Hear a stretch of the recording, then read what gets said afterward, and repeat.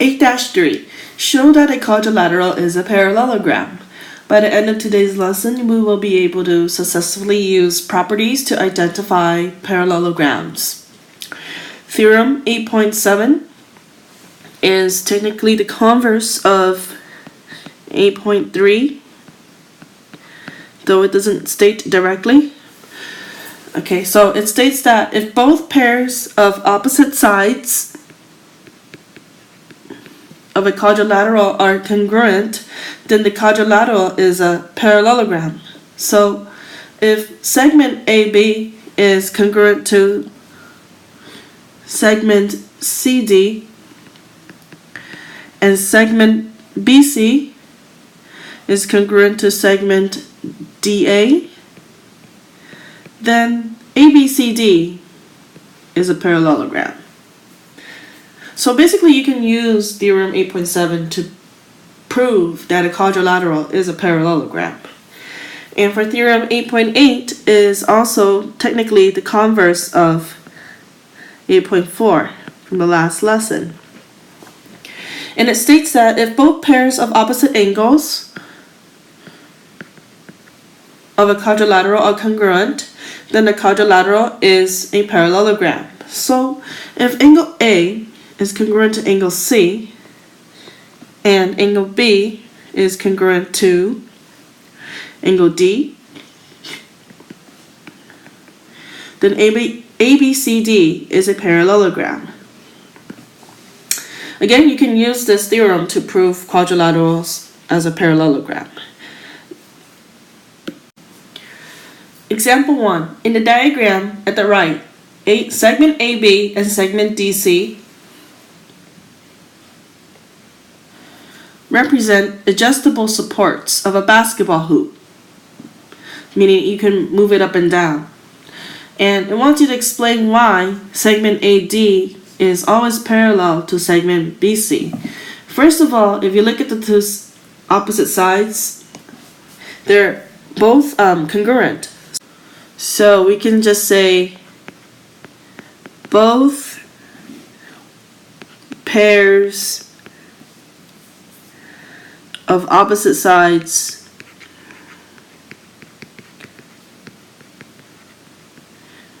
are congruent. So ABCD is a parallelogram.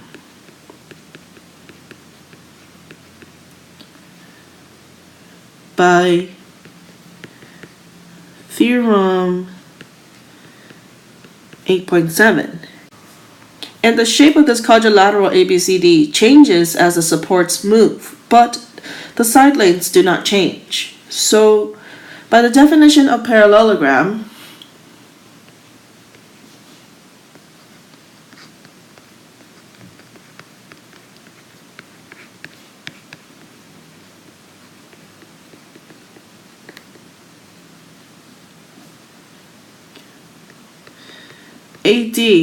segment AD has to be parallel to segment BC.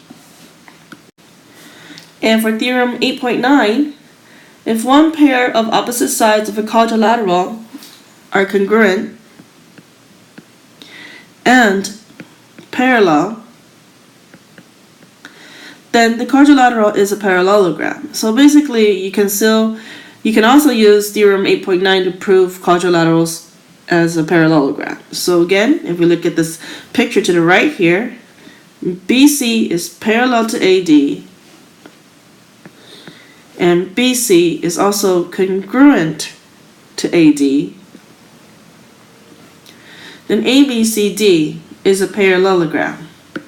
And to prove theorem 8.9, you can draw a diagonal down from angle B to D and then use side, angle, side congruence postulate to prove that this triangle is congruent to this triangle, and then state that BA is congruent to DC by CBCDC, and then by theorem 8.7 you can say that two opposite sides are congruent, then this picture here, this quadrilateral, must be a parallelogram. And then for theorem 8.10, if the diagonals of a quadrilateral bisect each other, then the quadrilateral is a parallelogram. So this is technically the converse of 8.6. So again, if segment BD and AC bisect each other, then ABCD is a parallelogram. And the way to prove this is to prove that this triangle is congruent to this triangle, and this triangle is congruent to this triangle by side angle side, congruence postulate. And then you can state that this BA is congruent to DC, and then BC is congruent to DC by CPCDC. And by theorem 8.7, opposite sides of a quadrilateral are congruent. If both pairs are congruent, then the quadrilateral is a parallelogram. So for the full proof for theorems 8.7, 8.8, 8.9, and 8.10, please refer to the website. Okay, now let's continue to apply these theorems in problems. Example 2, the headlights of a car have the shape at the right. Explain how you know that angle B is congruent to angle D. Now, first of all, we know that a pair of sides, BC, is congruent to DA, and that BC is also parallel to DA. Then we know by theorem 8.9, ABCD is a parallelogram.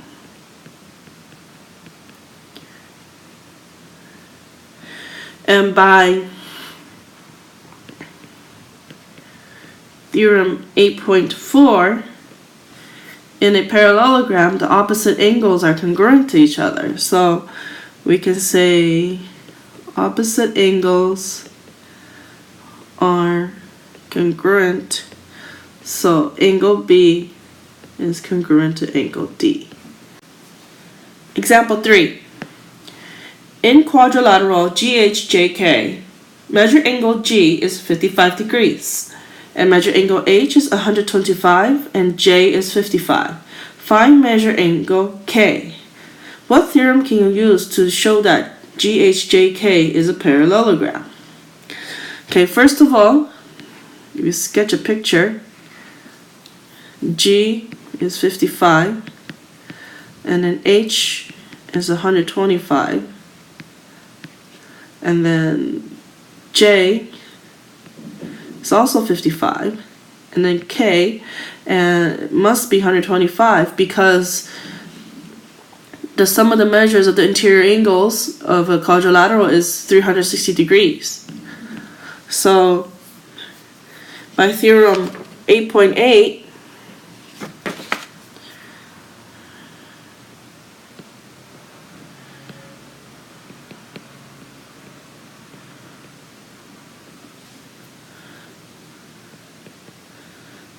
I can prove that GHJK is a parallelogram because both pairs of opposite angles are congruent. Okay, for example 4, for what value of x is each quadrilateral a parallelogram? So by theorem 8.10, if the diagonals of a quadrilateral bisect each other, then the quadrilateral is a parallelogram. So I can set 5x equal to 2x plus 9. So I'm just going to write down theorem 8.10 for your reference. And this would be 3x equal to 9, and then x would equal to 3. And for the other one, same thing.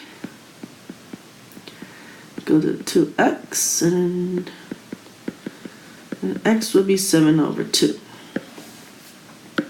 Okay, let's do a quick summary about how to prove a quadrilateral as a parallelogram.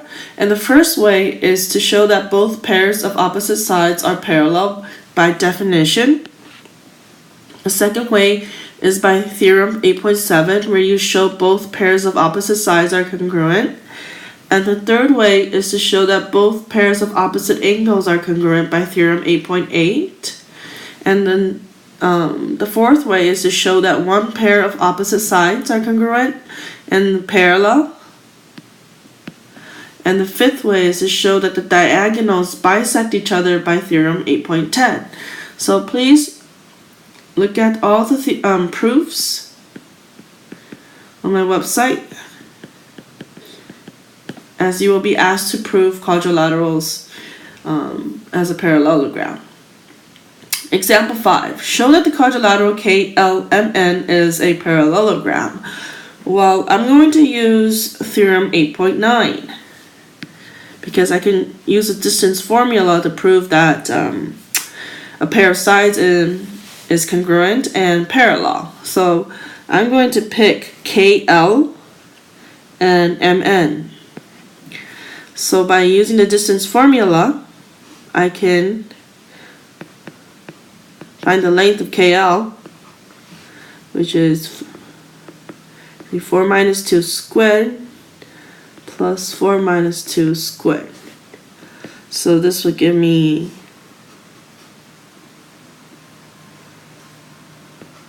square root of 8. And for MN,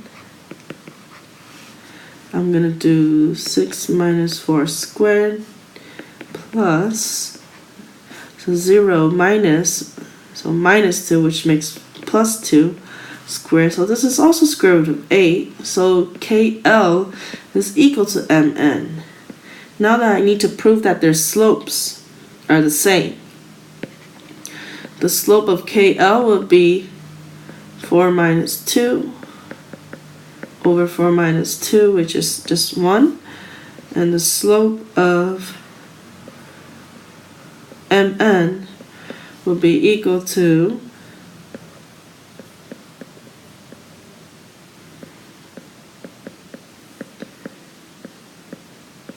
1 as well. So since the slope and the sides are the same, we can say that KLMN is a parallelogram.